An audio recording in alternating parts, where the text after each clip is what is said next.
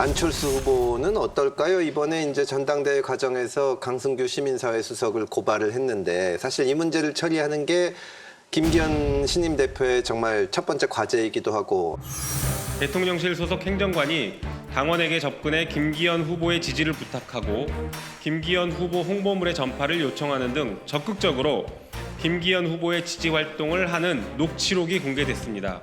행정관의 단순한 일탈 행위가 아닙니다. 노골적인 대통령실의 전당대회 개입, 대통령이 직접 즉각 해명하고 진상을 밝혀야 합니다. 막장으로 끝난 국민의힘 전당대회에서 대통령실 행정관까지 전당대회에 개입하는 초유의 국기문란 사태가 일어났습니다.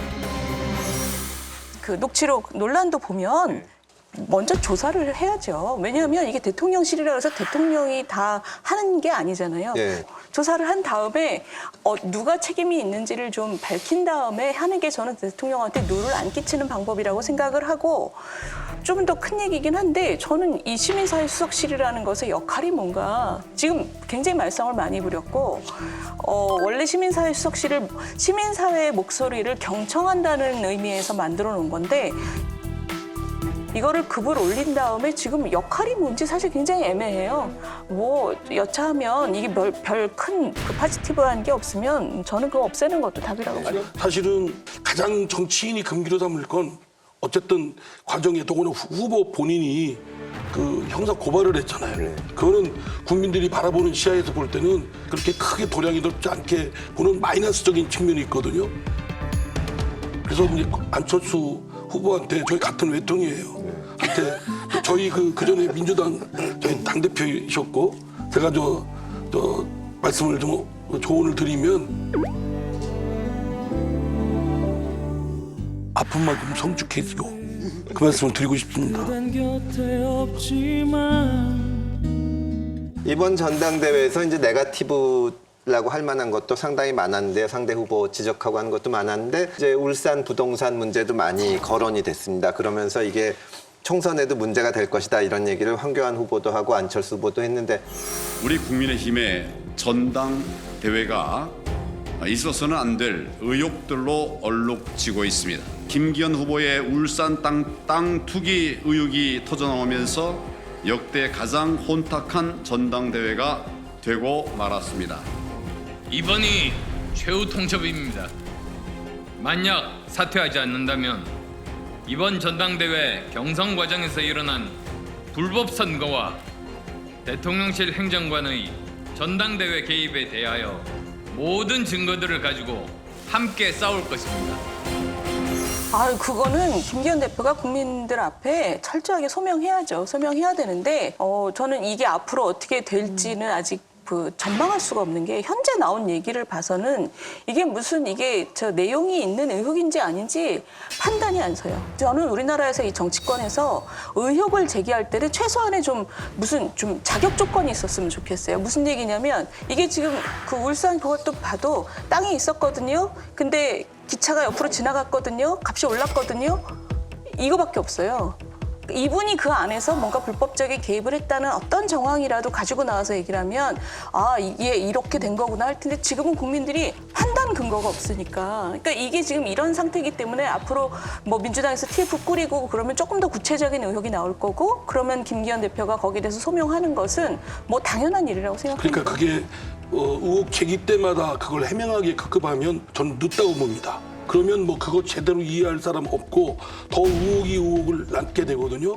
그런 사안인 만큼 그 사안이 어떻게 볼지를 좀 자기 객관화시켜서 선제적으로 국민들 앞에 소상히 해명이 좀 필요하다고. 근데 저도 그런 일을 당해봐서 아는데 해명해야 될 거리가 있어야 해명을 하는 거예요. 근데 이게 땅이 있었거든요. 선로가 지나갔거든요. 값이 올랐거든요. 이러면 뭘 해명하라는 얘기예요. 그러니까 이거 해명을 하는 사람들이 의혹을 제기하는 사람들이 너무 무책임하니까 앞으로 TF 꾸리면 뭐 여당이든 야당이든 구체적인 해명거리가 나올 거 아니에요. 저기 윤 의원님 제가 TF를 차리는 게 아니니까 저한테 뭐 적개심 갖고 아니 그 얘기가 아니라 제가 답답해서 그래요. 제가 드리는 말씀은 답답하다, 억울하다 이것만으로 안 된다니까요. 그러니까 설사 그런 점이 있더라도 소상하게 밝혀서 국민들한테 그 정도면 됐다. 뭐 더 이상 얘기할 게 없네. 이렇게 만들어야 된다는 거죠. 그분은 그분대로 소명해야 되는데 제가 지금 문제 삼는 건 뭐냐면 정치권에서 마구잡이로 의혹을 제기하는 풍토예요. 마치 무슨 카톡박 같은 게 있고 거기서 자기네가 불러준 대로 기사를 쓰게 하고 기사가 나오면 그걸 공유해서 아무 실체가 없는 얘기를 이 사람 저 사람이 수십 명이 막 떠들어요. 그러니까 이런 식의 의혹 제기하는 풍토는 이건 무슨 조폭도 아니고 책임 있는 국회의원들이 이렇게 하는 거는 저는 굉장히 문제 있다고 저는 한 생각해요. 번도 그런 적 없어요. 아니 근데 윤희숙 의원님 사건하고는 사안이 전혀 다르다고 생각을 하는데 제가 약간 아쉬운 거는 이 땅을 왜 샀는지에 대한 해명이 없어요. 두 사실은. 가지가 있어요. 예. 왜 샀는가? 예. 두 번째 질문은 왜 안 파는가? 보통 이런 경우에는 알겠습니다. 내놓겠습니다. 팔겠습니다. 그다음에 만약에 차익이 생긴다면 이건 사회에다 환원하겠습니다라든지 이런 게 있는데 여기에 대한 대답이 없으니까 국민들이 볼 때 뭐 있는 거 아니야? 왜 저러지? 이렇게 되는 거죠. 사실 뭐 우리가 이제 데자뷰라고 얘기를 하죠. 역대 경선들을 보면 경선에서 제기되었던 문제들이 또 나중에 가면 다 되돌아오는 경우들이 많습니다.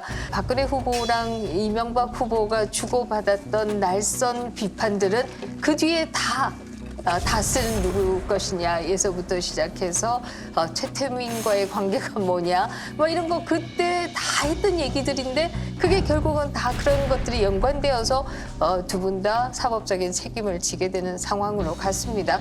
그렇게 본다라고 하면 또 뭐 이재명 대표도 마찬가지죠. 이 때문에 이낙연 후보를 퇴출해야 된다고 지금 이것도 당내 경선에서 시작된 문제들이죠. 그렇게 본다라고 하면 이것이 정말 그냥 소멸되는 아무도 아닌 찻잔 속의 태풍인지 아니면 또다시 돌고 돌다가 정말 태풍이 되어서 나타날지 속단할 수는 없는 것이 아닌가 하는 생각입니다.